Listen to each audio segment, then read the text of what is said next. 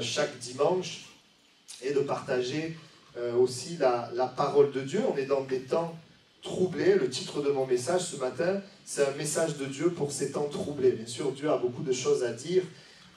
Moi, simplement, comme un simple serviteur, je me tiens devant Dieu et je demande à Dieu, qu'est-ce que tu veux dire à ton peuple? Je ne vais pas forcément entrer dans tous les détails de ce qui se passe. Si ça vous intéresse, vous pouvez venir me voir. Je peux vous donner des contacts ou des personnes qui, par exemple, des personnes sur Israël, qui sont israéliens, chrétiens et qui ont des informations sur tout ce qui se passe et qui peuvent être intéressants peut-être pour ceux qui se posent des questions parce que vous avez seulement ce que les médias vous donnent et vous savez que quand les médias vous donnent quelque chose, c'est orienté d'une certaine manière. Voilà, alors Dieu a mis sur mon cœur de parler sur un des petits prophètes, le prophète Joël. Alors le prophète Joël et le livre de Joël, il a été difficile à dater. Voilà. Néanmoins, plusieurs pensent qu'il a été écrit à la fin du 9e siècle sous le règne de Joas, vers 835-796 avant Jésus-Christ. Et certains commentateurs disent que néanmoins, même s'il est difficile de pouvoir dater ce texte, même s'ils ont une certaine idée, ils disent que Joël transmet un message intemporel et fondamental qui peut être enseigné à toutes les époques. Voilà, c'est ce qu'ils disent. Et c'est vrai que moi, dans mon cœur, j'ai reçu de partager ce que ce prophète dit et déclare et qui s'applique aussi pour nous aujourd'hui. Voilà, alors, on a des textes de Joël qu'on connaît bien et puis d'autres qu'on connaît peut-être moins bien, puisqu'il y a un des textes de Joël qui est repris dans les Actes des Apôtres. J'aimerais, c'est vrai, démarrer ce message en disant que tout ce qu'on voit autour de nous est grave en fait. C'est grave, et ce qui s'est passé dernièrement est quelque chose de profondément grave, dans la barbarie, dans la méchanceté, même au niveau de ce peuple qui est si petit, ce nombre de morts. Il y a vraiment une violence où on peut se dire, et nous on le sait en tant que chrétiens, mais comment des hommes peuvent faire cela? En fait, on le sait, la Bible nous le dit, il y a un monde spirituel. Je voudrais qu'on soit conscient de ça ce matin, et moi, Dieu met sur mon cœur qu'on voit aussi les choses d'une manière spirituelle. Je ne suis pas venu vous apporter l'aspect politique ou l'aspect, même si c'est intéressant, mais sur l'aspect spirituel, nous savons qu'il y a le diable, l'ennemi de nos âmes, même si dans les pays européens, on n'y croit pas. Si vous ouvrez la télé, vous regardez autour de vous, eh bien vous voyez les œuvres du diable. La haine, la barbarie envers ceux d'autres peuples, le terrorisme, comment on peut tuer des bébés, des femmes, enfin c'est quelque chose qui nous dépasse. Et on n'est pas forcément étonné parce que la Bible le prédit. La Bible nous le dit, et j'aimerais juste parler de l'humanité et puis d'Israël très rapidement. La Bible dit concernant l'humanité, et moi quand je fais l'étude sur le retour de Jésus, et nous allons d'ailleurs bientôt commencer, si certains sont intéressés, vous pouvez aussi vous inscrire, je dis que le verset que je vais vous citer, c'est peut-être un des versets que nous voyons le plus s'accomplir sous nos yeux. Donc je vous le lis, vous allez le reconnaître. Sache que dans les derniers jours, il y aura des temps difficiles. Les hommes seront égoïstes, amis de l'argent, fanfarons, hautains, blasphémateurs, rebelles à leurs parents, ingrats, irréligieux, insensibles, déloyaux, calomniateurs, intempérants, cruels, ennemis des gens de bien, traîtres, emportés, enflés d'orgueil, aimant le plaisir plus que Dieu, ayant l'apparence de la piété, mais reniant ce qui en fait la force. Éloigne-toi de ces hommes-là. Je suis bien placé en discutant avec les uns les autres. Souvent, je demande un peu alors comment ça se passe dans le travail, etc. Je suis bien placé pour voir que les gens sont de plus en plus méchants et difficiles. Et cela vient bien sûr, et on va en parler, du péché de l'homme. Souvent, quand tout va mal, on se tourne vers Dieu et on dit « Mais où es-tu Dieu ?» Mais quand tout va bien, on ne se tourne pas vers lui. Et c'est vrai que la réponse est très simple. Le mal vient justement, et ça sera un premier message que je vais vous donner, c'est que la décadence vient de l'absence. La décadence des hommes vient de l'absence de Dieu. Et ça, c'est important qu'on prenne conscience de ça, parce que Dieu désire que nous ne restions pas loin de lui. Juste avant de parler de ce point, on sait concernant Israël, j'aimerais quand même donner quelques mots sur Israël. Israël a été choisi par Dieu, pas parce que c'était un peuple extraordinaire, mais justement parce que c'était un peuple faible. Et c'était quelque part pour montrer sa gloire. Dieu a choisi Israël, vous le voyez dans l'Ancien Testament, mais nous le savons, même si Dieu a choisi Israël, Israël s'est détourné de Dieu. Et nous le savons, Israël a été dispersé, du temps déjà de la déportation, mais encore jusqu'à, bon là, on va dire 1948, où l'État d'Israël a été proclamé, et beaucoup sont revenus, même si tous ne sont pas encore revenus. Ils ont été dispersés, et la Bible prophétise, vous l'avez dans Zacharie 8,13 par exemple, d'autres paroles, que Israël serait rejeté des nations. Et c'est ce que nous voyons bien sûr autour de nous. Vous savez qu'Israël est entouré, il y a le Liban avec le Hezbollah qui veut les détruire, on a le Hamas, ce que nous avons pu voir ces derniers jours, l'Iran, la Turquie, la Russie, tous ces peuples, puis j'en passe, des peuples arabes qui sont là et qui veulent détruire, bien sûr, le but pour eux, c'est d'avoir, de récupérer une parcelle du pays, récupérer le pays, mais tout ça est prophétisé, il y a véritablement une haine, et derrière tout ce que nous voyons, il y a l'adversaire de nos âmes qui veut, bien sûr, diviser les hommes et détruire. La Bible prophétisait qu'Israël reviendrait dans son pays, et c'est ce qui est arrivé, mais c'est intéressant, la prophétie d'Ézéchiel 37, avec cette vision d'Ézéchiel de ces eaux desséchées, où il voit en fait, alors que tout est mort, et c'est ce qui s'était passé, Israël avait été dispersé, on sait comment les nations ont été contre eux, on pense bien sûr à la guerre mondiale et ce qui s'est passé, la Shoah, etc., où il y a eu vraiment une haine envers les Juifs, et derrière ça, bien sûr, c'est l'ennemi, l'adversaire de nos âmes, qui est là et qui veut détruire. Et on voit que Israël donc a été rejeté, et dans les derniers temps, la parole dit que dans ces eaux desséchées, eh bien Dieu montre aux prophètes que les eaux vont être rassemblées, la chair va revenir, les nerfs vont croître. En fait, il y a le corps qui va être rétabli. Et ça, si vous regardez le texte, vous voyez qu'il y a deux étapes. D'abord, le corps est rétabli et ensuite Dieu envoie le souffle de vie. Et en fait, c'est une image prophétique que Dieu ramène le peuple dans son pays, mais la vie n'est pas encore là. Parce que vous voyez, Israël est revenu dans son pays, mais Israël n'est pas revenu à Dieu. Et bien sûr qu'il y a quand même des Juifs qui se tournent vers Jésus, on les appelle les Juifs messianiques, mais il y a beaucoup de Juifs, la majorité, qui demeurent bien dans... qui ne voient pas Jésus, qui sont aveugles, qui sont loin de Dieu. Et Dieu prophétise qu'il y aura ce moment où, comme dans cette vallée, où le souffle va être donné. Et nous savons, la Bible nous le dit, que lorsque toutes les nations se ligueront contre Israël, Jésus descendra pour défendre son peuple. Et là, leurs yeux s'ouvriront et ils reconnaîtront le Messie. Et ça, c'est un petit peu l'application de cette prophétie. On n'en est pas encore là, parce que quand on en sera là, l'Église aura déjà été enlevée. Et c'est vrai que c'est important de connaître un petit peu l'histoire. Et c'est vrai, c'est toujours un peu délicat. J'aimerais juste donner cette simple pensée. En tant qu'enfant de Dieu, c'est sûr, on a un cœur pour Israël. Amen. Mais nous devons considérer, c'est vrai au niveau des nations, mais en tant qu'enfant de Dieu, on doit avoir un cœur pour tous les êtres humains. Parce que, bien sûr, on aime Israël, mais on sait très bien que chaque être humain a de la valeur. Même c'est pour ça que Dieu dit de même prier pour nos ennemis. Maintenant, on n'est pas, bien sûr, d'accord avec les choses qui se font, mais vous savez qu'il y a aussi des chrétiens en Iran, il y a des chrétiens dans les pays opposés à Israël.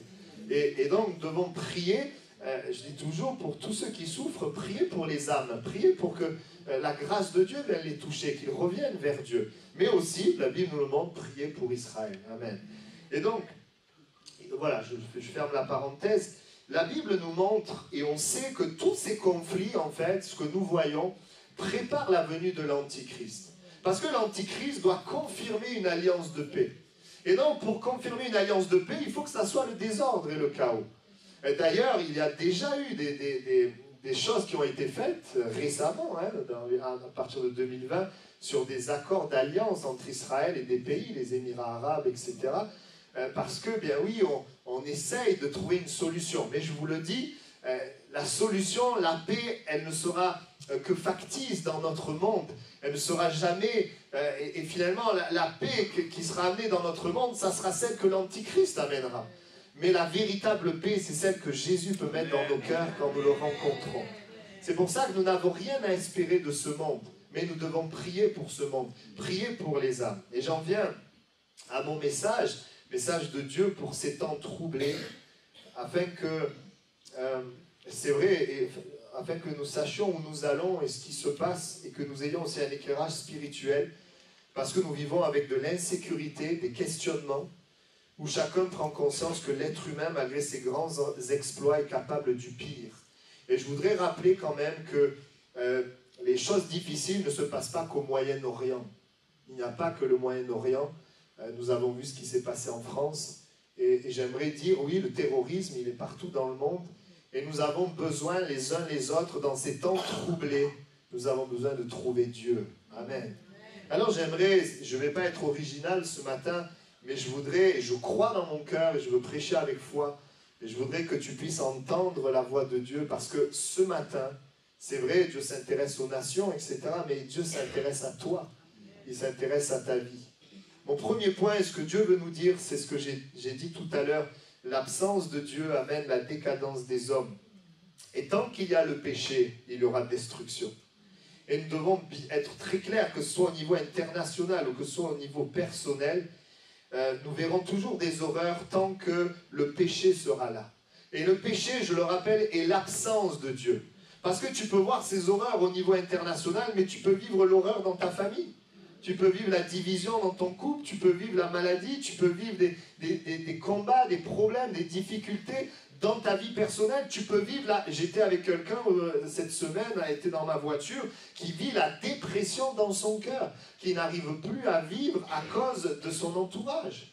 Et c'est des réalités. Il y a, et j'aimerais te dire de la part de Dieu, la décadence des hommes vient de l'absence de Dieu. Et toute la destruction et tous les combats et les difficultés que tu peux rencontrer vient du fait que Dieu n'est pas là. Dans le sens, il n'est pas avec toi, parce qu'on sait que Dieu, il est omniprésent, il est partout. Mais en fait, Dieu veut venir habiter en toi. Dieu veut être cette réalité qui pardonne tes péchés, te délivre de tes péchés et te permet aussi de pardonner ceux qui pêchent contre toi. C'est important de le préciser. La présence du péché de l'homme, et je le répète et je le redis, pourquoi il y a tant de mal dans le monde, c'est à cause du péché de l'homme. Le péché, l'absence de Dieu amène l'homme à faire le mal, à ne pas faire le bien. Et ce sont des réalités, tellement de divisions, tellement de luttes. On voit comment les hommes sont capables d'avoir de la haine envers d'autres hommes. Comme disait quelqu'un, on a tous le sang rouge, hein, pourtant. Hein, mais on n'accepte pas ceux qui ont une couleur de peau différente. Et on est capable de tuer, d'avoir... Et le péché, cette puissance nous amène et amène la destruction dans notre vie. Et j'aimerais le dire et le préciser, l'absence de Dieu sur terre, si nous ne trouvons pas de solution, elle continuera dans l'éternité.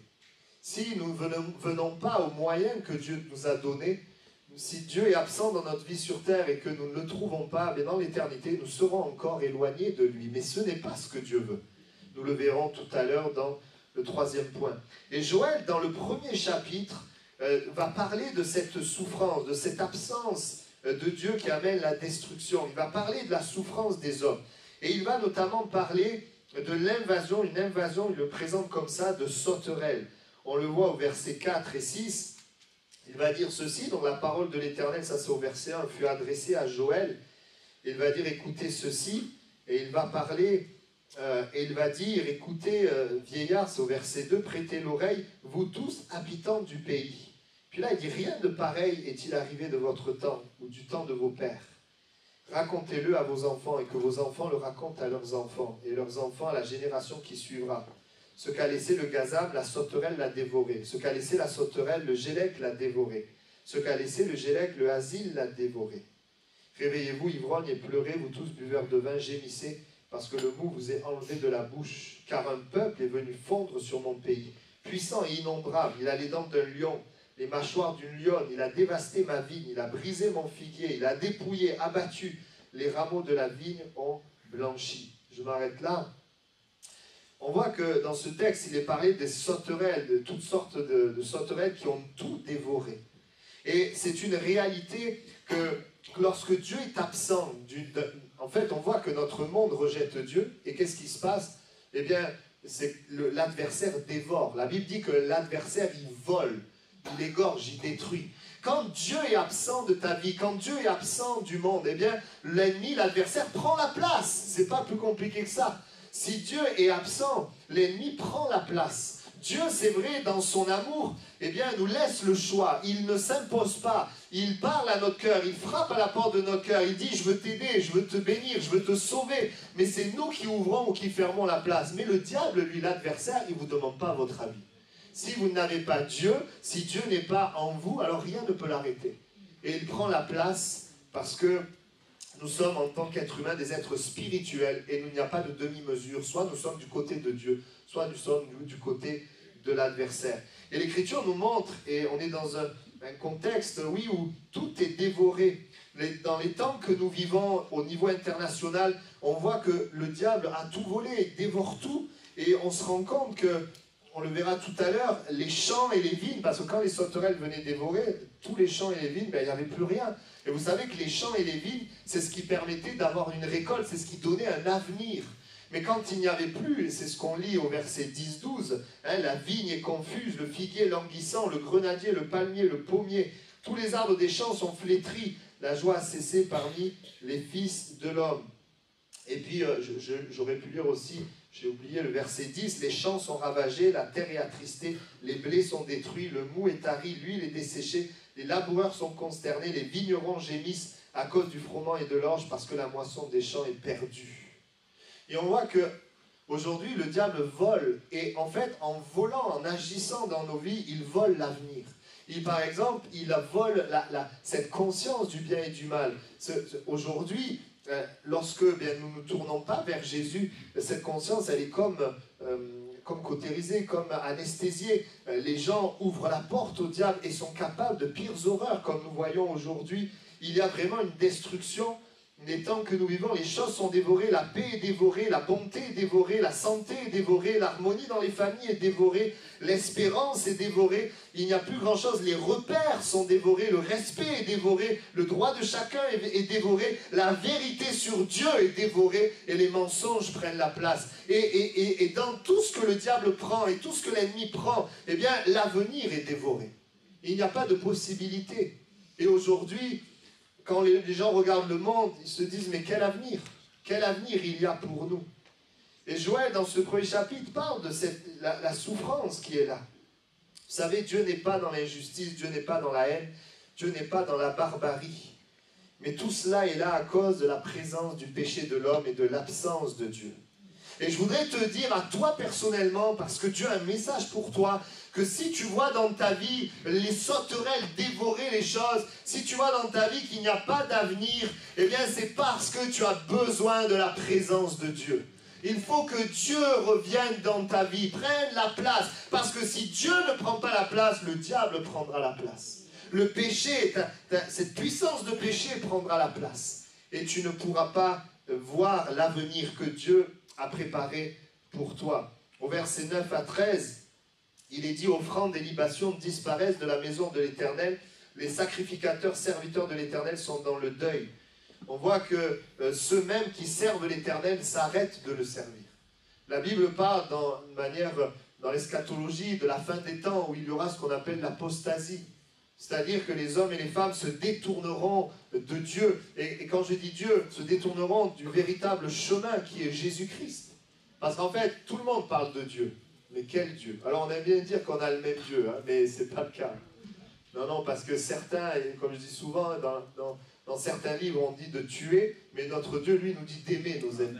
Donc ce n'est pas le même Dieu. Amen. Mais il y a ces réalités que nous voyons autour de nous, et on peut se poser la question, mais tiens, c'est vrai, il y a beaucoup qui renient la foi. La Bible dit que, et c'est vrai, il y aura à la fin des temps une religion universelle, où on parlera d'amour, on parlera de paix, mais on rejettera celui qui en fait la force, on rejettera le Messie, on rejettera Jésus-Christ. Parlez de Dieu, vous n'aurez pas de problème. Parlez de Jésus et vous verrez les réactions. Et Jésus-Christ est finalement cette pierre sur laquelle beaucoup se heurtent en fait. Et dans les derniers temps, nous voulons garder, comme dit l'Apocalypse dans les derniers versets, nous ne voulons rien enlever, rien ajouter à la parole de Dieu, à ce que Dieu dit. Jésus est la vérité. Et dans ces derniers temps, il y a cette apostasie où on veut de Dieu, mais on veut aussi le péché. on veut aussi nos désirs, on veut aussi nos envies. On fait un petit peu, chacun fait sa cuisine, chacun fait sa religion, mais il n'y a plus de puissance, il n'y a plus d'assurance. En fait, Dieu se retire. Il reste des informations, il reste une pratique religieuse, mais il n'y a plus la vie de Dieu. Et dans ces derniers temps, plus que jamais, Joël va le prophétiser, eh bien Dieu veut répandre son esprit. Et Dieu veut que nous vivions la vie de Dieu réelle, parce que les gens autour de nous ont besoin de la vie de Dieu. Ils ne veulent pas de religiosité, ils ne veulent pas de blabla, mais ils veulent une authenticité, la vérité de Dieu, la parole qui est vécue, une puissance de Dieu qui peut encore nous guérir de nos maladies, qui peut encore nous libérer de nos liens. Et aujourd'hui, plus que jamais, si nous voulons être des lumières, nous devons vivre l'évangile tel qu'il nous a été présenté. Et nous devons continuer de servir le Messie, continuer de servir Jésus, continuer d'aimer Jésus, continuer d'avancer par sa grâce et par la foi. Amen. C'est important. Et il y a, c'est vrai, aujourd'hui, beaucoup, même d'églises qui ferment, la mort qui est là.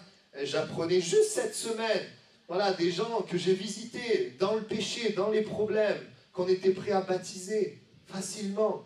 Allez, on veut baptiser, mais Dieu veut changer la vie des gens. Dieu veut secourir les gens pour ensuite qu'ils soient baptisés. Et c'est vrai, aujourd'hui, on peut être tellement trompé. On pense que parce qu'il y a ci ou parce qu'il y a ça, eh bien, tout va bien. La parole de Dieu, oui, nous montre que dans les derniers temps, il y aura même dans l'Église la méchanceté, même dans l'Église l'incrédulité, même dans l'Église le péché qui veut s'introduire parmi les croyants. Que le Seigneur nous aide à rester attachés à la parole de Dieu et à rester attachés à Jésus-Christ. Amen. Amen. Plusieurs se sont arrêtés. Et que le Seigneur nous aide à ne pas nous arrêter.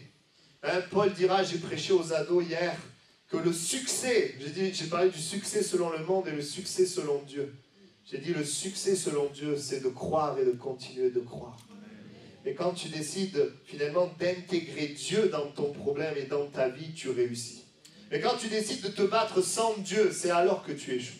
Et nous avons besoin, plus que jamais comme Paul, de pouvoir dire, j'ai combattu le bon combat, j'ai achevé la course, j'ai gardé la foi, désormais la couronne de justice m'est réservée. Oui, le succès, cette couronne, c'est une couronne qui est éternelle, qui n'est pas juste éphémère. On ne se bat pas, on ne combat pas pour les choses de la terre qui vont passer, mais on combat avec les armes spirituelles, on fait confiance à Dieu. Et quand nous irons au ciel, nous recevrons les récompenses pour toutes les œuvres et tout ce que nous aurons pu faire par la foi avec lui. Amen. Je ne vais pas vous faire le message d'hier. On revient au message. Au verset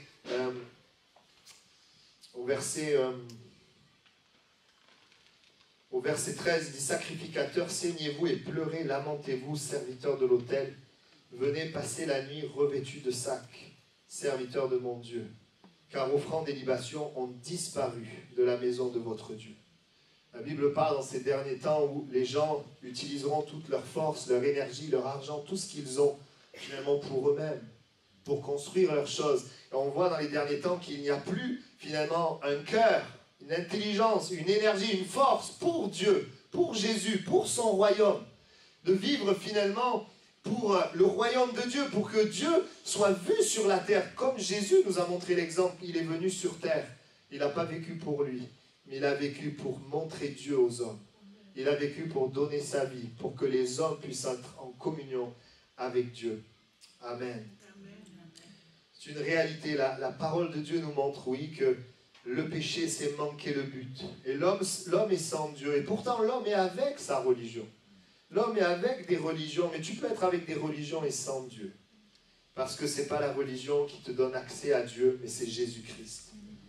Et c'est vrai que Dieu est amour, Dieu est paix, Dieu est joie, Dieu est sainteté, Dieu est puissance. Et dans ces moments que nous vivons, on peut se poser la question, mais où est l'amour de Dieu? Où est la paix? Où est la joie? Où est la sainteté? On peut se poser la question de l'avenir. On peut se poser la question de l'avenir. Mais ce que Dieu veut te dire, c'est qu'il y aura toujours de la souffrance là où Dieu est absent. Et il y aura toujours une reconstruction possible là où Dieu est accueilli. Et ce matin, plus que jamais, Dieu veut t'inviter. On va passer au deuxième point, ça sera mon deuxième point. Dieu veut t'inviter et t'appeler à revenir à lui. Et peut-être parce que certains sont déjà à lui. Même, je pense, une majorité de gens qui sont là ce matin qui sont déjà à Dieu. mais peut-être que Dieu t'appelle à venir entièrement à lui, complètement à lui. On ne peut pas se permettre une demi-mesure parce que quand nous ne sommes pas entiers, nous sommes tiraillés. Et c'est compliqué et terrible parce que l'Esprit de Dieu qui est en nous est là pour nous aider à vivre la vie que Dieu a pour nous. Mais il y a toujours ce corps de chair qui veut nous tirer vers le bas. Et c'est vrai, peut-être que tu es là ce matin. Alors certains peut-être sont sans Dieu, toujours dans cette nature pécheresse qui nous conduit vers la destruction, l'absence de Dieu. Tu fais le mal que tu ne veux pas, tu ne fais pas le bien que tu veux. Et tu te retrouves à vivre une vie pour ton propre intérêt, pour finalement survivre, résister. Et ce monde est là, et on regarde notre monde et on voit bien que chacun se bat pour soi-même, pour l'argent, pour le pouvoir, etc.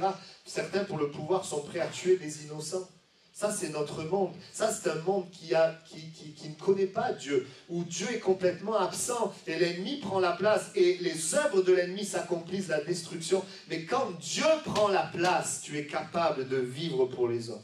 Tu es capable d'être un instrument de vie, une lumière, une solution pour les autres. Amen. Et alors que je priais, le Seigneur m'a donné une parole aussi, pour peut-être quelqu'un, peut-être une personne ou deux. Le Seigneur voudrait te dire que si tu le cherches, tu vas le trouver. Il y a des gens qui, dans ces temps, moi je le crois, vont chercher Dieu. Parce qu'ils n'ont rien, finalement, on a cherché plein de choses. Et il n'y a rien qui nous satisfait, il n'y a rien qui nous comble, il n'y a rien qui nous restaure, qui nous guérit. Je voudrais te dire, si tu cherches Dieu, tu vas le trouver. Des fois, le fait de chercher, on ne sait pas toujours où chercher. Quand vous perdez quelque chose, on cherche. Ce n'est pas toujours évident. La Bible dit que ceux qui cherchent Dieu, Dieu se laisse trouver. Et comme dans la période de Covid, où des hommes, des femmes ont cherché Dieu et l'ont trouvé, dans cette période aussi troublée, eh bien, si tu le cherches, tu vas le trouver. Tu ne le trouveras pas dans des religions, dans le système politique, dans les médias, mais tu le trouveras dans la Bible, tu le trouveras personnellement, tu le trouveras dans des églises vivantes, tu le trouveras alors que tu cries à Dieu avec sincérité, tu trouveras le Seigneur. Amen. Nous savons les choses iront en empirant, et nous savons aussi qu'alors que les choses iront en empirant au niveau international, l'Église sera enlevée. Et nous savons, et quand nous voyons tous les événements, nous savons que le moment où Dieu va enlever son Église pour que l'Église ne connaisse pas la colère, et quand je parle de l'Église, ce sont tous ceux et celles qui sont nés de nouveau, qui se sont convertis à Dieu, qui ont donné leur vie à Jésus. Vous savez, beaucoup, quand on est loin de Dieu, on va dans un chemin, c'est notre chemin, notre volonté, notre pensée influencée par nos circonstances, notre entourage. Et là, sur ce chemin, plein de gens expérimentent Dieu. Ils demandent à Dieu et Dieu les bénit, peut-être Dieu les guérit, Dieu leur fait du bien, mais ils continuent leur chemin, toujours dans le péché, toujours dans leur volonté, toujours dans ce qu'ils veulent. Ce n'est pas cela l'Église, mais l'Église, ce sont ceux qui ont compris qu'en réalité, ils ne vivent plus pour eux, mais que Dieu a donné sa vie pour les sauver, pour les changer et pour que Dieu devienne le maître, afin de vivre pour lui. Pas seulement, vous voyez, il y aura des gens guéris, peut-être bénis par Dieu, mais qui ne seront pas enlevés parce qu'ils ne sont pas nés de nouveau, ils ne sont pas convertis, ils n'ont pas laissé le péché, ils n'ont pas cru véritablement dans l'amour de Dieu qui pouvait les transformer. Mais il y a ceux qui ont cru, il y a ceux qui veulent un changement, il y a ceux qui se sont repentis et qui disent « Seigneur, je ne veux plus vivre pour moi selon les pensées, selon moi, mais je veux vivre pour toi, selon ta parole et selon toi. » Ça, c'est l'Église qui sera enlevée. Et nous devons être prêts. Ce n'est pas au moment où l'Église est enlevée qu'on peut se préparer, c'est avant. La parabole des vierges nous le rappelle, quand elles ont vu que l'époux revenait, elles ont voulu se préparer, c'était trop tard. Nous devons être prêts. Et ce qui est merveilleux, c'est que Jésus a tout fait. Tout ce que nous avons à faire, c'est de croire et de nous repentir de nos péchés. Il dira, repentez-vous et croyez en Jésus. Et Dieu fait toute une œuvre dans notre vie. L'Esprit de Dieu vient habiter en nous. Et donc, le deuxième message, après que nous ayons vu qu'il y a cette souffrance, ces sauterelles qui ont tout ravagé à cause de l'absence de Dieu, parce que Joël est un prophète envoyé vers un peuple qui est rebelle. Et on voit dans le deuxième point, le deuxième message, c'est que Dieu nous appelle à revenir à lui. Joël appelle le peuple à revenir à Dieu. Vous prenez chapitre 2, verset 12. Il dira maintenant encore, dit l'Éternel, revenez à moi de tout votre cœur, avec des jeûnes, avec des pleurs et des lamentations. Déchirez vos cœurs et non vos vêtements, et revenez à l'Éternel votre Dieu, car il est compatissant et miséricordieux, lent à la colère et riche en bonté. Avant de voir le verset 13, j'aimerais rappeler que dans la souffrance, c'est pas que Dieu nous appelle que dans la souffrance. Dieu vous appelle tout le temps, mais c'est souvent dans la souffrance qu'on entend mieux sa voix.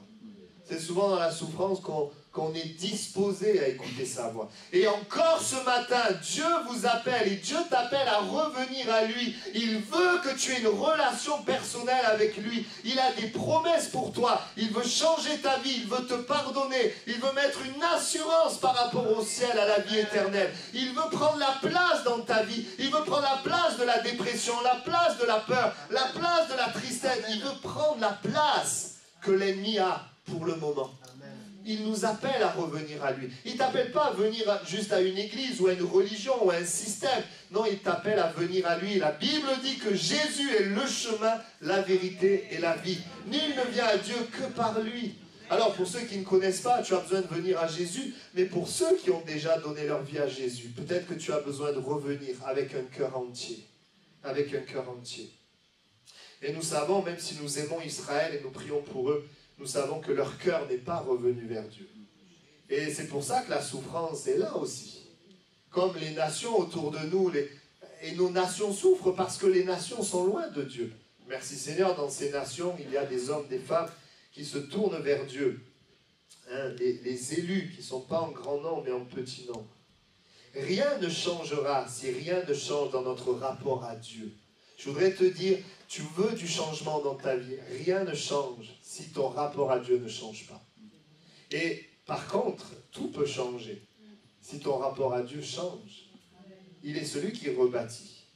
Ce qui change tout n'est pas la souffrance. Des fois on se dit, ah ben dans la souffrance j'ai appris ci, j'ai appris ça. Mais oui, mais ce qui change tout, c'est pas la souffrance, mais c'est ton cri dans la souffrance.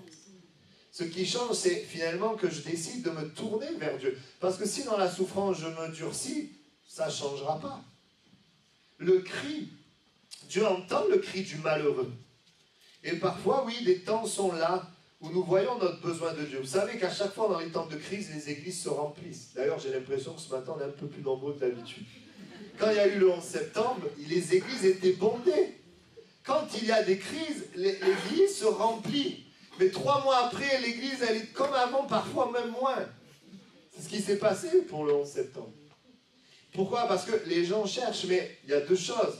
Premièrement, déjà, ils ont besoin de trouver Dieu dans les églises, ça c'est une réalité. Mais deuxièmement, on a besoin aussi, dans ce temps de crise, de se tourner véritablement vers Dieu. Parce que vous savez, les hommes, quand ils voient un temps de crise, et que le temps de crise disparaît, bah, ils se disent, j'ai plus besoin de se tourner vers Dieu. Mais on a besoin de se tourner vers Dieu, ne serait-ce que pour savoir où est-ce que nous allons après la mort. Pour que nous soyons sauvés, pour que nos péchés soient pardonnés. L'orgueil nous fait continuer sans Dieu, avec la destruction. Mais l'humilité nous ramène à Dieu et permet une reconstruction. Et ce matin, eh bien, il y a ce message dans ces temps troublés, dans ce que tu vis. Dieu t'appelle à revenir à lui avec un cœur entier. Et je voudrais te rappeler que ce que nous voyons, nous ne sommes pas à l'abri. Hein, on a vu ce qui s'est passé ces derniers temps en France. Nous ne sommes pas à l'abri. Nous avons besoin de nous mettre sous les ailes du roi des rois, du Seigneur des seigneurs. Nous avons besoin de lui. Et puis Joël au verset 17 va inviter aussi, il va inviter à prier parce que l'Éternel, pour que l'Éternel épargne son peuple. Voilà, serviteur de l'Éternel, et qu'ils disent, Éternel, épargne ton peuple, ne livre pas ton héritage à l'opprobre, aux railleries des nations. Mais j'aimerais dire, dans ces temps troublés, Dieu appelle le peuple de Dieu à prier pour les âmes, à prier pour les personnes, prier pour les familles, prier pour ceux qui souffrent. Dieu nous appelle à prier aussi pour que les âmes puissent revenir vers l'Éternel. Vous savez, parce que Dieu est amour, on va le voir, on dit, il est lent à la colère, riche en bonté. Eh bien, Dieu, dans les derniers temps, moi je le crois, c'est pas partagé par tout le monde, personnellement je le crois, que dans les derniers temps, il va sauver un grand nombre de personnes. Parce que c'est un Dieu d'amour, c'est un Dieu de grâce, c'est un Dieu qui se révèle. Et plus les ténèbres sont épaisses, et plus la lumière est visible. Et nous devons aussi, nous, prier, ne pas nous endormir devant Netflix, mais prier pour les personnes qui sont autour de nous. Prier pour nos familles, prier pour ceux qui souffrent. Je me dis toujours, quand tu vois quelqu'un, David, imagine si c'était la personne de ta famille. Ça m'aide à comprendre, mais on ne peut pas être indifférent. Et dans la présence de Dieu, dans ce contact avec Dieu, Dieu rend notre cœur sensible aux autres. Dieu renouvelle la compassion. L'amour de Dieu est répandu dans nos cœurs par le Saint-Esprit. Et dans ces temps troublés, oui, il nous appelle aussi à prier pour que d'autres reviennent à Dieu. Pour nos familles, pour nos amis. Parce que les gens autour de nous se posent des questions. Et où est-ce qu'ils vont trouver la réponse? Dans les médias? S'ils trouvent la réponse dans les médias, ils ne trouveront pas la paix en tout cas. Mais la réponse, nous pouvons la donner, nous la connaissons, la réponse est Jésus. Alors c'est vrai que les cœurs sont durs, c'est pour ça que nous prions. C'est Dieu seul qui peut convaincre les cœurs. C'est Dieu seul qui peut se révéler, oui, mais c'est quand même nous qui l'envoie pour être ses témoins et pour être ses lumières. Au verset 17, il invite à prier. Entend les prières, les cris qui viennent du cœur. Et puis, troisièmement, donc, premier message, c'est que l'absence amène la souffrance. Deuxième message, c'est que Dieu nous attire à lui. Et le troisième message, c'est que Dieu a une réelle espérance pour nous. Dieu a une réelle espérance pour toi. Le troisième message, c'est qu'une grâce est disponible. Et la grâce, c'est une faveur que tu ne mérites pas. Pourquoi Dieu veut nous faire grâce? Pourquoi Dieu veut nous donner une faveur qu'on ne mérite pas? Eh bien parce qu'il y a 2000 ans, il a envoyé Jésus mourir sur la croix, payer de sa vie pour qu'on puisse recevoir cette faveur. Lui l'a mérité pour nous. Dieu a donné son Fils unique, Dieu a donné Jésus pour que nous aujourd'hui, nous ayons de l'espérance. Une espérance éternelle, mais même dans ce monde déchu, une espérance, celle de pouvoir vivre la vie de Dieu à l'intérieur de nous, dans notre cœur, et là où Dieu nous a placés. Nous savons, c'est vrai que tout le monde veut détruire Israël, mais nous on sait qu'Israël ne sera pas détruit. Israël ne sera pas détruit. Alors ils peuvent y aller, mais Israël ne sera pas détruit parce que Dieu l'a dit. Et quand tous viendront contre Israël, Jésus descendra. Mais normalement, nous ne serons plus là à ce moment-là.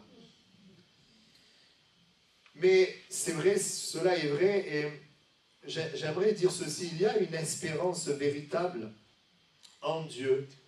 Dans Joël, au chapitre 2, au verset 25, j'aimerais parler aussi de cela.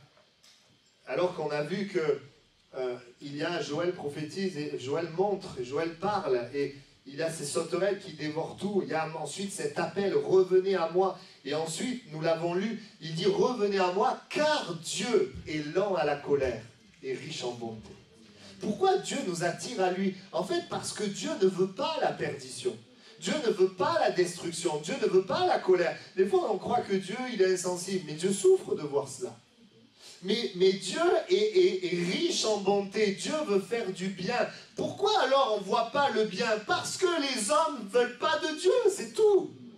Mais quand tu veux de Dieu, ce qui change, c'est que la bonté de Dieu, elle vient dans ta vie. Et il parle au verset 25, il dit ceci, et c'est une parole pour toi, c'est une parole de Dieu pour toi. Je vous remplacerai les années qu'ont dévoré la sauterelle, le gélec, le asile et le gazam. Dieu dit, voilà, tout ce qu'ils ont dévoré, tout ce qu'ils ont volé, tout ce que ces sauterelles ont volé, mais moi je vous rendrai les années qu'ont dévoré la sauterelle. Et c'est une parole que Dieu te donne à toi. Il dit, voilà, parce qu'on ne peut pas vivre la vie de Dieu si on ne réalise pas que notre problème, c'est l'absence de Dieu. Et ensuite, il nous appelle à venir à lui, mais il nous dit, si tu viens à moi, moi je te redonnerai les années qu'ont dévoré la sauterelle.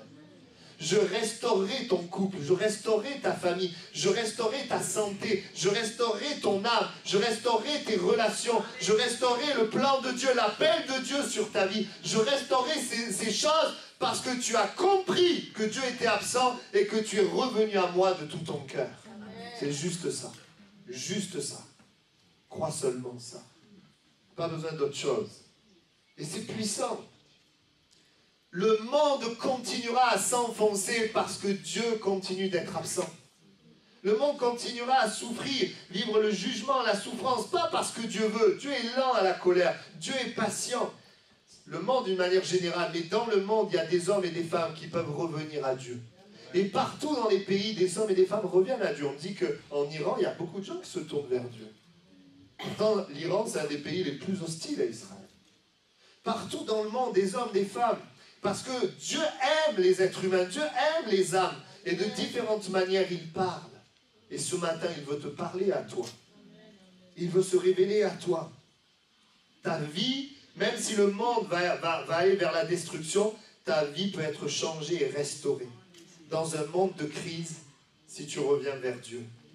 Tu peux échapper au jugement, l'enlèvement de l'Église, et tu peux sur terre être sauvé et pouvoir être un instrument entre les mains de Dieu pour amener la bonne nouvelle à ceux qui t'entourent. Je le dis, la paix, je l'ai dit, mais je vais le redire, la paix qu'il y aura dans le monde sera la paix en fait de l'Antichrist, une séduction. Mais la paix véritable, c'est celle que Dieu veut mettre dans ton cœur. Et cette paix, ce n'est pas un paquet cadeau qui t'envoie comme ça. Cette paix, c'est la présence même de Jésus qui vient dans ta vie. C'est ça la paix. Ce n'est pas un cadeau qui t'envoie. Si tu dis donne-moi la paix, tu sais ce que Jésus te répond? Il dit me voici. Il est le prince de la paix. Et si toi, tu ouvres ton cœur à Jésus, tu vivras la paix. Tu verras la reconstruction, la restauration. Et je veux parler aussi aux chrétiens qui sont au milieu de nous. On peut s'endormir. Vous savez, on dit qu'en Europe, le christianisme, c'est là où on a le plus de personnes qui s'endorment. On a tout pour s'endormir spirituellement. On a plein de choses pour réveiller la chair, mais tout pour nous endormir spirituellement. Que le Seigneur nous aide. Il y a une espérance réelle en Jésus, un Dieu qui t'aime, un Dieu qui est riche en bonté, où dans un monde de chaos, moi je peux vivre la bonté de Dieu, pas juste pour moi, mais pour qu'elle aille sur ceux qui m'entourent, et pour que ceux qui m'entourent sachent qu'il y a un Dieu qui les aime. Et plus que jamais, on veut prier, on veut proclamer, on veut déclarer ce que Dieu dit dans sa parole. Il nous a dit de guérir les malades. Il nous a dit de purifier les lépreux, de délivrer, de ressusciter les morts. Et cela parce qu'il a payé le prix à la croix pour que ça soit possible. Amen. Je termine le message. Quand on voit tout ça, c'est parfois bon de faire une pause sur les séries télé et puis de considérer ce qui est important. De pouvoir prier pour ceux qui nous entourent. Pouvoir trouver. Et peut-être c'est ton cas. Si tu n'as pas trouvé l'amour, tu n'as pas trouvé la paix, peut-être que tu perds la force et tu n'as pas trouvé la joie. Toutes ces choses, tout le monde les cherche. Mais quand on les trouve dans les êtres humains, c'est éphémère et trompeur. Parce que l'homme est limité. L'homme n'est pas riche en bonté envers ses semblables. C'est Dieu qui est riche en bonté. Ce qu'on voit autour de nous peut amener toutes sortes de choses négatives dans notre cœur. Et c'est vrai, quand on voit les événements, ben ça crée de la peur. Ça nous montre que personne n'est à l'abri. Ce qui se passe est démoniaque et ne peut que créer de la crainte. Ça nous amène dans la faiblesse. Personne ne peut nous protéger. On se rend compte que nos gouvernements, même les armées, les autorités, ne suffisent pas. Ça amène de la tristesse. Comment avoir la joie? Comment entrevoir un avenir heureux quand on voit ce qu'on voit? Ça amène aussi la solitude, les brisements. Comment les hommes sont divisés, l'absence d'amour humain qui se rétracte, qui blesse. Ça amène aussi parfois de la haine. On est prisonnier de l'amertume, de la haine. Les événements nous montrent que l'homme n'a pas d'avenir à nous offrir. Mais Dieu a un avenir à t'offrir. L'homme n'a pas d'avenir à t'offrir. La politique n'a pas d'avenir pour toi. Le système n'a pas d'avenir pour toi. Les nations n'ont pas d'avenir pour toi. Mais Dieu, Jésus, a un avenir pour toi. Et il veut se servir de toi pour donner un avenir pour ceux qui t'entourent. C'est merveilleux et c'est la vérité. Amen. Je vais terminer simplement. Dieu est plus qu'un concept et je termine avec ce point. Joël va donc parler que Dieu redonnerait les années qu'ont dévoré la sauterelle. Ce que je vous dis, nous le voyons devant nos yeux. Tous les hommes et les femmes qui se sont donnés à Jésus et comment Dieu les a restaurés, comment Dieu les a rétablis, comment Dieu les a transformés. Mais Joël ne s'arrête pas là, il va parler au chapitre 2, verset 28. Il va dire, après cela, je répandrai mon esprit sur toute chair. Et vos fils et vos filles prophétiseront, vos vieillards auront des songes, et vos jeunes gens des visions, même sur les serviteurs et sur les servantes. Dans ces jours-là, je répandrai mon esprit, etc., etc. Et juste après, il dit, quiconque invoquera le nom de l'Éternel sera sauvé. C'est intéressant, je ne l'ai pas lu au verset 30-31, il est parlé justement de ces temps difficiles. Le soleil se change en ténèbres, la lune en sang, etc. Mais il y a cette promesse. Dieu dit au travers de Joël, je répandrai mon esprit sur toute chair. Vous savez, la vie chrétienne, c'est quelque chose de merveilleux si elle est authentique. Si tu vis une vie chrétienne, que tu es malheureux, que c'est fade, que c'est dur, c'est parce qu'il n'y a pas l'Esprit de Dieu en toi. Mais la vraie vie chrétienne, c'est que l'Esprit de Dieu vient habiter en nous et c'est un esprit de vie, c'est un esprit de force, un esprit d'amour, un esprit de sagesse. Et c'est merveilleux parce qu'il nous donne la force, la possibilité de vivre le royaume de Dieu sur la terre, de vivre une vie différente. Et peut-être que tu as besoin de ça, d'être rempli de l'Esprit. La Bible parle de la nouvelle naissance. Nous nous tournons vers Jésus, nous nous repentons. Il vient habiter en nous. Mais la Bible nous parle qu'on peut être baptisé de l'Esprit, rempli de l'Esprit, immergé dans l'Esprit. Et l'Esprit de Dieu nous conduit, nous parle, nous aide, nous secourt, nous reconstruit, nous fortifie. On en a besoin, on est comme des vases percés, comme des verres percés, parce qu'on est dans un corps de chair. Et donc les choses de Dieu s'en vont. Et on a besoin de venir à la source, on a besoin d'être dans sa présence. Il envoie Jésus qui est la solution, le lien pour venir à Dieu. Et alors que nous acceptons Jésus dans notre vie, Dieu dit, et c'est un message pour nous, je veux remplir ta vie, ton cœur, tes pensées, ton âme de ma présence. Ce n'est pas une vie juste avec des concepts. Moi, j'étais prof avant. Je donnais des enseignements. Là, je ne donne pas juste des enseignements. Ce n'est pas juste des concepts pour comprendre quelque chose intellectuellement. Mais c'est une vérité qui donne la vie dans mon âme si je la crois et je la reçois.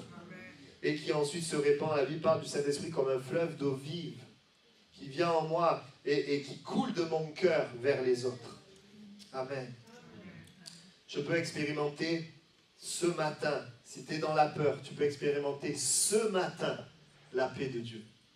Si tu es dans la faiblesse, ce matin, tu peux expérimenter la force de Dieu.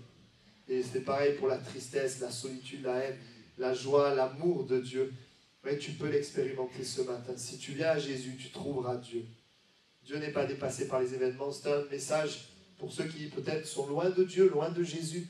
Mais c'est un message aussi pour les croyants afin que notre cœur soit entièrement à l'éternel.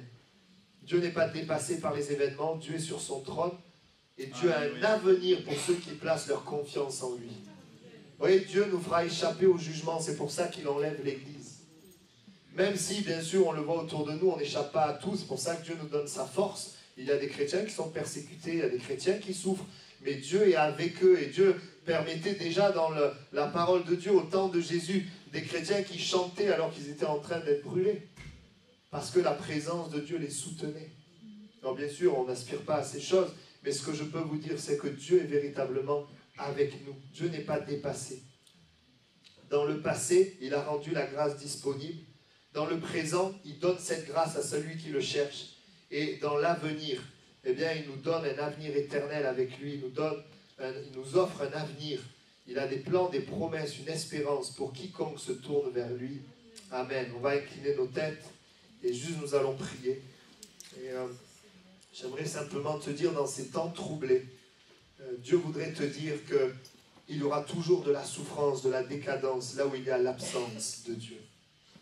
Il voudrait te dire, si tu vois tout cela et que tu te poses des questions, il voudrait te dire, cela vient du péché de l'homme, la nature pécheresse de l'homme. L'homme qui fait le mal, l'homme qui ne fait pas le bien, l'homme qui est indépendant de Dieu. Et tu as besoin toi-même de réaliser que les problèmes que tu peux vivre viennent aussi de cette absence. Parfois, on a été dans la présence de Dieu et on s'est éloigné. Et tu as peut-être besoin ce matin de revenir à lui. Le deuxième message, c'est justement cet appel de Dieu à revenir à lui. Il t'appelle, revenez de tout votre cœur. Vous voyez, il ne dit pas de déchirer les vêtements, mais de déchirer nos cœurs. Il ne te demande pas de faire une pratique, une technique, une stratégie religieuse. Non, il te demande de venir avec vérité, avec tout ton cœur. Il t'appelle à revenir à lui. Il ne force pas, il n'impose pas. C'est un Dieu qui nous laisse le choix. Mais il t'appelle parce qu'il est plein de bonté. Il est riche en bonté. Il est lent à la colère. Il ne veut pas que le monde se perde. Il ne veut pas que les hommes meurent. Mais il veut les sauver. C'est pour ça qu'il a donné Jésus. Et ce matin, il t'appelle à revenir à lui de tout ton cœur. Et peut-être qu'au travers de ces événements, c'est un moyen pour Dieu de te parler à toi. et de ramener peut-être une partie de ton cœur qui s'est éloignée. Enfin, dernièrement, le troisième message, c'est qu'il veut te redonner les années qu'ont dévoré la sauterelle. C'est un Dieu qui est riche en bonté. Si Dieu t'appelle à lui, c'est parce qu'il veut agir dans ta vie. Il veut rétablir ta vie. Il veut que tu connaisses le véritable amour. Il veut que malgré ce que tu vois autour de toi, toi tu puisses demeurer dans la paix, dans la joie, dans la force. Et ce sera pour ceux qui t'entourent un signe. Ce sera pour ceux qui t'entourent un témoignage. Amen. Alors j'aimerais prier dans ce sens. Et j'ai à cœur de prier pour ceux et celles qui ont vu les sauterelles dévorer. Qui ont vu les sauterelles dévorer bien des choses, voler bien des choses. Parce que Dieu ce matin, eh bien, alors que tu viens simplement à lui, veut te rendre les années que le diable a volées. Peut-être qu'il a volé l'harmonie dans ta famille. Peut-être qu'il a volé la joie dans ton foyer. Peut-être qu'il a volé ta force pour le Seigneur. Peut-être qu'il a volé ta dignité et t'a laissé un sentiment de honte et de culpabilité. Peut-être qu'il a volé ta santé. Peut-être qu'il a volé la paix avec une personne, l'harmonie avec une personne. Peut-être qu'il a volé l'appel de Dieu sur ta vie. Peut-être qu'il a volé les bénédictions que Dieu avait sur ta vie. Peut-être qu'il a volé le feu qui était dans ton cœur, la vie de l'esprit. Mais il redonne les années qu'ont dévoré la sauterelle. Et ce matin, si tu es concerné simplement, et si tu es chrétien, tu peux commencer à prier, lever ta voix. Peut-être tu veux le faire à voix basse, mais commence à prier, c'est entre toi et Dieu. Et dire, Seigneur, je crois que la prophétie de Joël, elle est pour moi ce matin. Je crois, Seigneur, que vous voyez, la destruction vient de l'absence. Oui, que tu m'appelles à revenir à toi. Oui, Seigneur, que tu as une promesse pour moi. Tu remplaces les années qu'ont dévoré la sauterelle et tu me remplis du Saint-Esprit. On a besoin d'être remplis du Saint-Esprit. Seigneur, je te prie pour tous ces bien-aimés qui sont là. Et ce matin, je veux déclarer que ta parole devient réelle, réalité, là où elle est reçue par la foi. Seigneur, c'est une parole pour ce matin. Et je prie qu'il y ait un cœur qui reçoit, plusieurs cœurs qui reçoivent ce matin. À ceux qui ont vu les sauterelles dévorer, Seigneur. À ceux qui aussi, en ce moment, devant notre monde malade, se posent des questions. Seigneur, qu'ils puissent trouver en toi la réponse. Je veux proclamer et déclarer, Seigneur, par le retour de tout leur cœur à toi, je veux déclarer, Seigneur, l'harmonie, la force, la bénédiction. Je déclare la guérison dans les corps malades. Je déclare le pardon et la restauration avec des personnes. Je déclare, Seigneur, que tu les remets sur le chemin de cet appel que tu as pour eux. Seigneur, je veux déclarer, proclamer que tu redonnes les années qu'ont dévoré la sauterelle. Merci Seigneur. Amen. Gloire à Dieu. Peut-être quelqu'un a besoin de prière. Si c'est le cas, vous pouvez simplement vous lever à votre place, puis on priera pour vous. Si ce n'est pas le cas, on peut simplement prier. Peut-être avoir un temps, quelques instants, prier pour toutes les personnes qui souffrent autour de nous. Ces personnes aussi, on pense à tous ces otages qui ont été enlevés, on peut prier pour ces familles. Priez aussi pour ceux qui nous entourent, nos collègues de travail, nos amis, nos familles à nous. Priez pour que le Seigneur puisse les attirer à lui. Est-ce que quelques instants on peut prier? Amen. Gloire à Dieu. Voilà, notre réunion prend fin. Je rappelle donc qu'on se retrouve jeudi soir. On est dans une étude sur la croissance spirituelle. On va continuer encore quelques temps. Voilà, sur la croissance. Je le dis souvent, on est chrétien. Alors au début ça va, et puis après on se rend compte que c'est compliqué. Que des fois on prie, et ça ne se passe pas tout de suite comme on pense. Il y a des fois des combats, il y a des luttes. Voilà, bien si vous êtes concerné ou que ce n'est pas toujours facile, venez le jeudi soir et on prie pour que ces temps, ça nous aide à être des chrétiens victorieux. Dieu veut qu'on soit des chrétiens victorieux en lui. Amen. Et la vie c'est un combat, on a vraiment besoin de lui. Amen. Voilà, que Dieu vous bénisse. Bon dimanche à tous et à bientôt.